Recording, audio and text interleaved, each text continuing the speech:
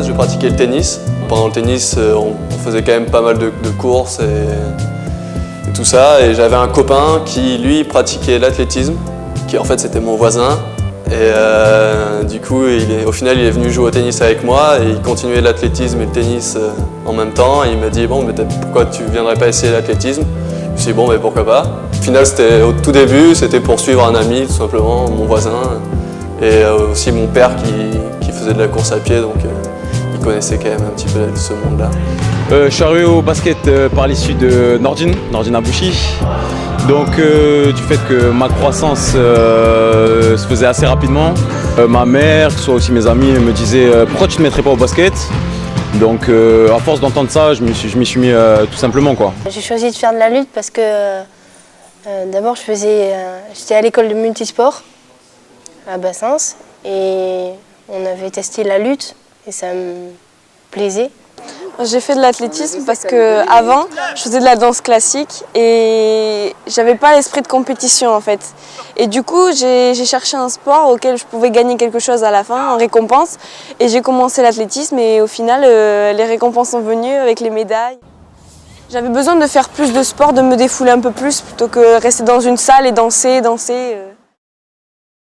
Alors je fais du tennis parce que ma sœur, qui a 4 ans de plus que moi, a joué au tennis quand elle était petite.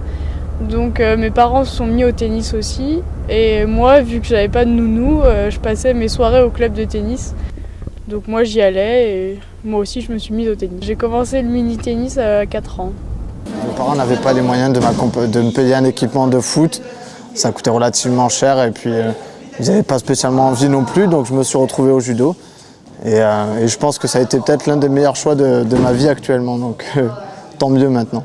D'abord, ma mère a commencé à en faire vers l'âge de 20 ans. Elle était dans ce club aussi, dans une autre salle.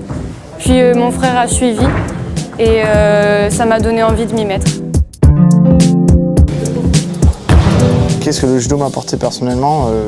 Un mode de vie, une ligne de conduite. Ça a formé ma personnalité, mes valeurs.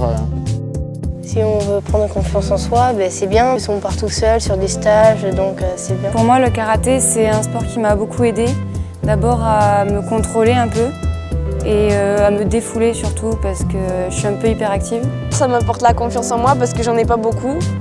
Ça me prouve que je suis capable de faire des choses même si j'y crois pas vraiment. J'arrive à surmonter des choses que moi-même je pensais pas réaliser.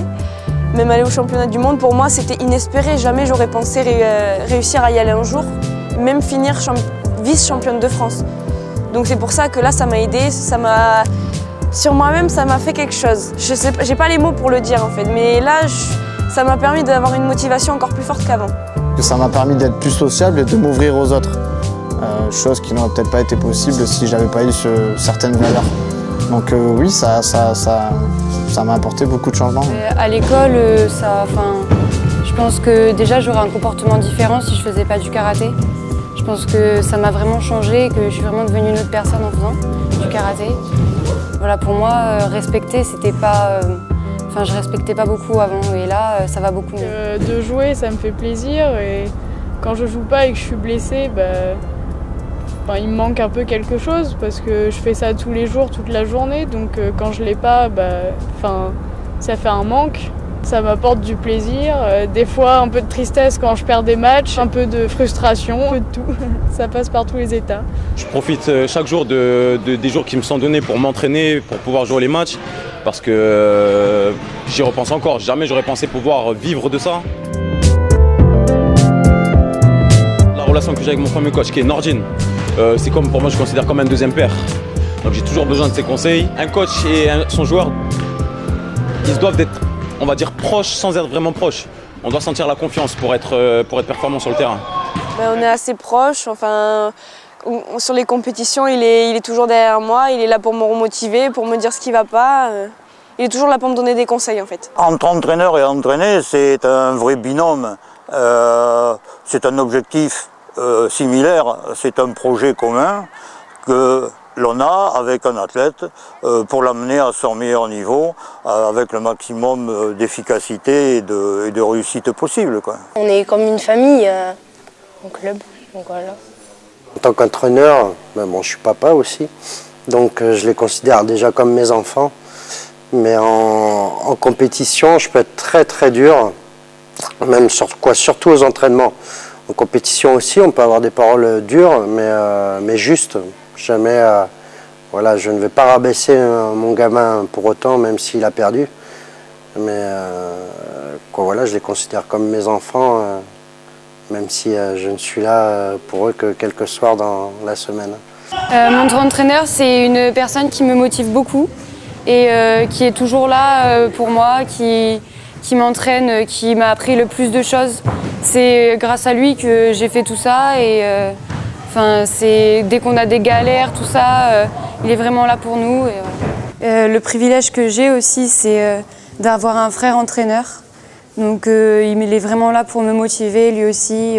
Il y a une hiérarchie dans les grades, mais il n'y a pas de respect dans l'âge. Le respect dans l'âge, c'est aussi bien d'une grande personne vers un enfant que l'enfant vers la grande personne. Et quand vous avez réussi ça, eh ben, la perfection elle y est, quoi. Et puis on n'a que du bonheur. Quel regard je porte sur la relation entraîneur-entraîné ? C'est avant tout un échange de confiance. On peut tous dire, et on se le dit sans forcément avec la manière, mais quoi qu'il arrive, ce sera bien pris, bien perçu. Et c'est ce qui nous permet d'avancer tous les deux, que ce soit lui ou moi. Et c'est ça moi, c'est la relation que j'ai actuellement en tout cas. Dans cette relation de confiance, ce que l'on recherche avant tout, c'est de faire en sorte que on se bonifie l'un l'autre et on s'apporte. Et bien évidemment, moi avec mon regard technique, tactique, même physique, voilà, j'essaye de faire grandir les jeunes au mieux. Et puis les jeunes le rendent énormément s'ils sont motivés, s'ils ont envie. C'est-à-dire le résultat de nos efforts communs peuvent amener à des situations exceptionnelles. Le palmarès, il y a un championnat de France l'hiver dernier. J'ai fini second sur le 60 mètres haies lors des championnats de France Espoir. J'ai également fait 3e au 110 mètres haies en 2012 à Reims. J'ai été qualifiée au championnat de France et j'ai fini vice-championne de France, donc j'étais assez contente de moi. Et suite à ce résultat, j'ai su quelques temps après que j'avais des chances de me qualifier au championnat du monde. J'avais réalisé en sorte les minima. Et en fait, j'ai eu la confirmation quelques temps après que j'étais qualifiée pour les championnats du monde. Je suis championne de France 2012 et en 2013, j'ai été 3e au championnat de France. Mais déjà, alors, ma demi-finale, c'était avec une fille du club de Tarbes que j'avais rencontrée plusieurs fois et que je n'avais jamais battue. Et là, cette fois-ci, je l'avais battue, ce qui m'a amenée en finale. Ma mère, déjà, elle a pleuré après. Mais quand j'ai su que j'étais championne de France, dans ma tête, déjà, je réalisais pas trop. Donc, j'ai sauté dans les bras de mon entraîneur et voilà. Ça fait vraiment bizarre de savoir que je suis qualifiée au championnat du monde. Parce que même encore aujourd'hui, j'ai du mal encore à réaliser. C'est vrai que c'est pas tous les jours qu'on y va. Mais c'est vraiment gratifiant. En 2011, j'ai gagné le championnat de Gironde. En 2012, j'ai gagné le championnat de Gironde, le championnat d'Aquitaine et le championnat d'interrégion. Et j'ai fini 3e au championnat de France. Et en 2013, j'ai gagné le championnat de Gironde, le championnat d'Aquitaine, le championnat d'interrégion. J'ai fait 2e à la Coupe de France et j'ai gagné la Coupe de France dans le Sud. J'ai gagné les championnats de Ligue de Guyenne cette année et il y a 2 ans. Et sinon, national, j'ai gagné les championnats de France en 15-16 ans en double. J'ai fait demi-finale au championnat de France l'an dernier en junior. J'ai assez souvent gagné les championnats de Ligue ou les championnats départementaux dans les différentes régions où j'étais avant d'être en Guyenne. Et par reconnaissance pour le club, elle met toute sa disponibilité pour les rencontres par équipe. Elle sacrifie son mois de mai où elle pourrait continuer la compétition internationale pour se mettre au service de l'équipe de Sedan. Je suis parti au bout de ma deuxième année de cadet à Marmande. Je jouais en N2, je faisais le banc de la Nationale 2 et je jouais en senior région le dimanche aussi.